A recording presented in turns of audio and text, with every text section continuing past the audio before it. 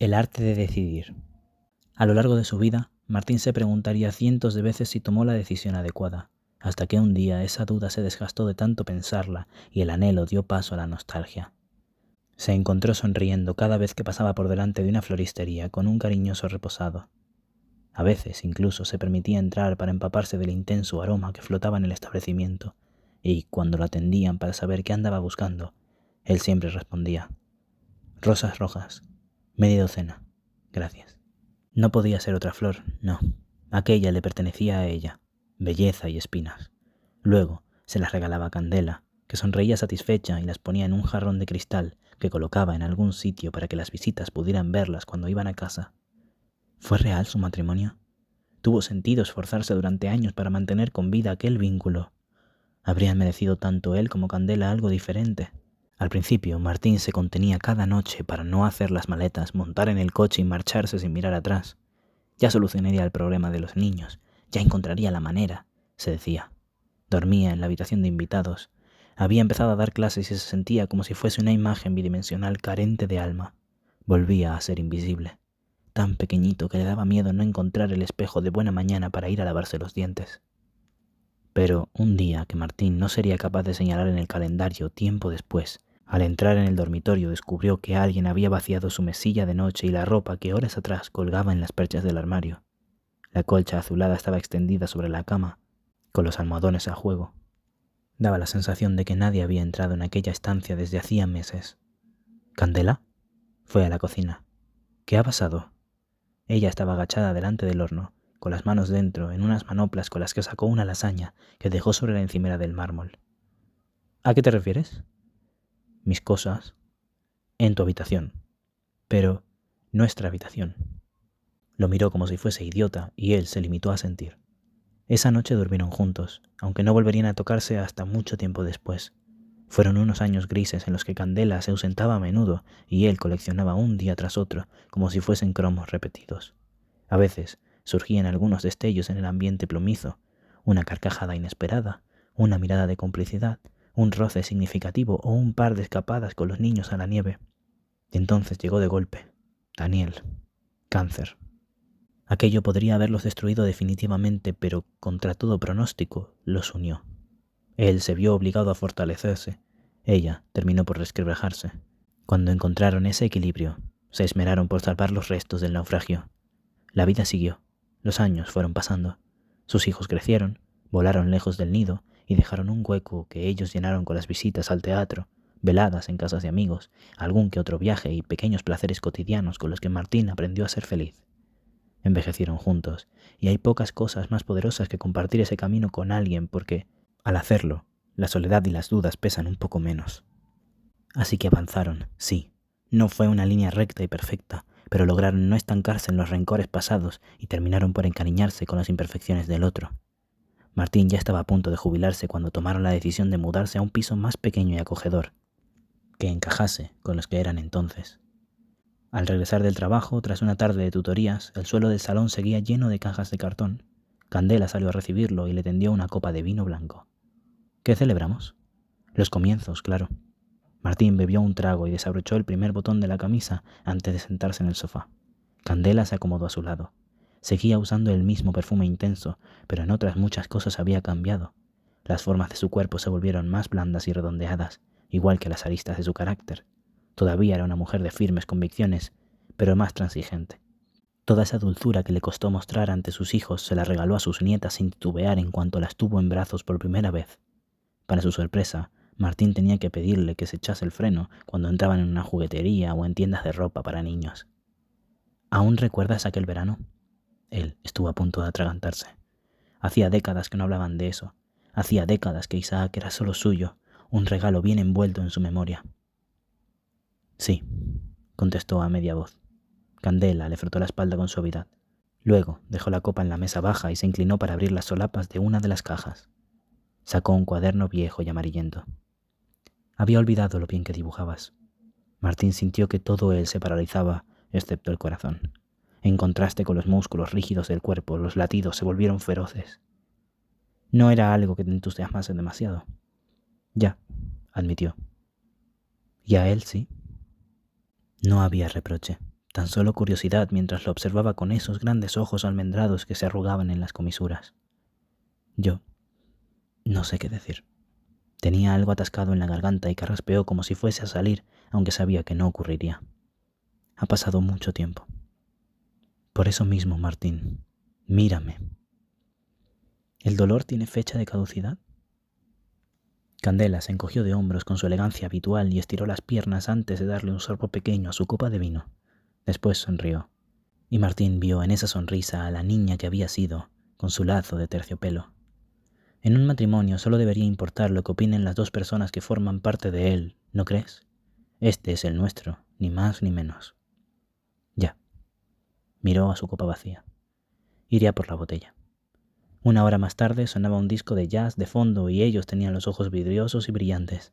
A Martín se le soltó la lengua por culpa del vino y le confesó que, para él, sus mejores años de matrimonio estaban siendo aquellos, los últimos. Pero no añadió que con ella seguía sintiéndose siempre vestido, con todos los botones en sus ojales, nada de esa desnudez visceral a la que se enfrentó con él. Tampoco hizo falta, era consciente de que Candela lo sabía, siempre supo muchas cosas. Rodeados por cajas que contenían sus vidas, ella dijo: «¿Por qué no pruebas a dibujarme a mí?» «¿Yo? ¿Ahora?» La miró sorprendido. «Claro, ¿quién si no? Buscaré un lápiz». «Pero…» se le trabaron las palabras. «Hace una eternidad que no lo hago. Ni siquiera recuerdo la técnica, no sabría dibujar ni una simple casa». «Venga, deja de decir tonterías, toma, hazlo». ¿Y quién podría negarse a las exigencias de Candela? Así que Martín sostuvo el lápiz entre los dedos y se quedó contemplando el trozo de papel que le había traído antes de trazar la primera línea. Bebió un poquito más de vino antes de continuar dibujando aquel rostro que había visto cambiar con el paso de los años. Intentó plasmar su fortaleza y su poderío, con independencia de sus errores. La entrega a su familia, aunque no siempre supiese cómo hacerlo, y la ternura y la suavidad que llegó con el tiempo. Empezaba a amanecer cuando se fueron a la cama.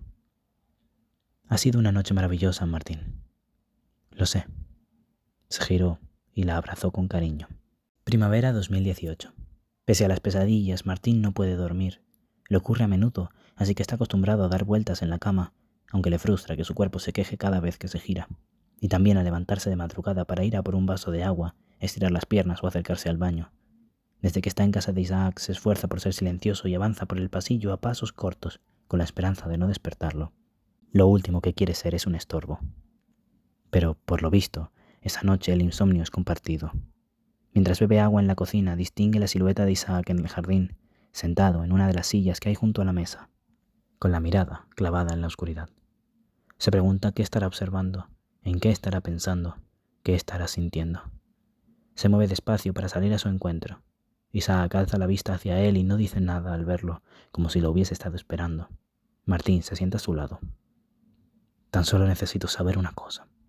La voz de Isaac suena ronca en la penumbra, pero hay firmeza en sus palabras y también dolor, un dolor enquistado, profundo, rumiante. ¿Por qué no te despediste?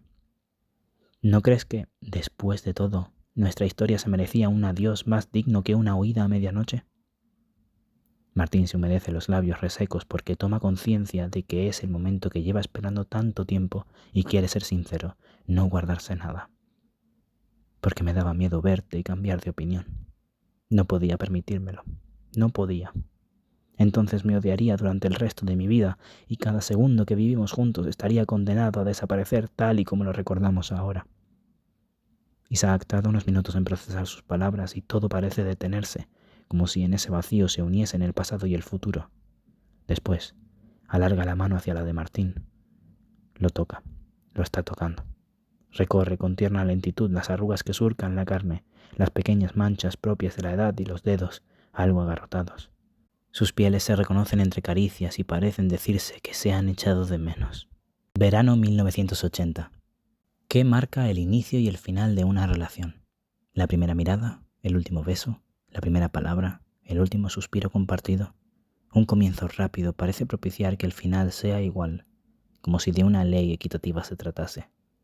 Cuando se despertó esa mañana, Martín supo que era un punto y aparte.